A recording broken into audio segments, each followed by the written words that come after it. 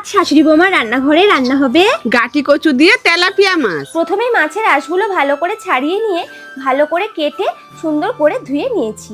এবারে সমস্ত উপকরণগুলো একে একে রেডি করে নিয়েছি। মিক্সারের সাহায্যে শুকনো লঙ্কা, গোটা জিরে, আদা, টমেটো ভালো করে পেস্ট করে নিয়েছি। মাছগুলো লবণ হলুদ মাখিয়ে নিয়ে কড়াইতে পরিমাণ মতন তেল দিয়ে দিলাম। মাছগুলো একে একে দিয়ে এপিট ওপিট করে ভেজে একটা পাত্রে তুলে নিলাম।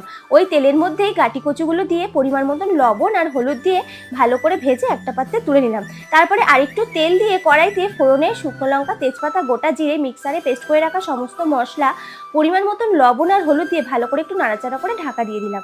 কিছুক্ষণ পর ঢাকনাটা খুলে মশলা থেকে তেল ছেড়ে দিলেই ভেজে রাখা গাটি কচুগুলো দিয়ে ভালো করে নাড়াচাড়া করে পরিমাণ মতন জল দিয়ে দিলে ঢাকা দিয়ে দিলাম। আবারও ঢাকনাটা খুলে ভেজে রাখা মাছগুলো দিয়ে ভালো মতন একটু নাড়াচাড়া করে ঢাকা দিয়ে দিলাম। এবারে চিড়ে রাখা দুটো তিনটে কাঁচা লঙ্কা উপর থেকে ধনেপাতা কুচি ছড়িয়ে দিলেই রেডি আমাদের গাটি কচু দিয়ে তেলাপিয়া মাছের ঝোল। চলো এবার একটু টেস্ট করানো যাক। কেমন, ভালো তো? দারুণ।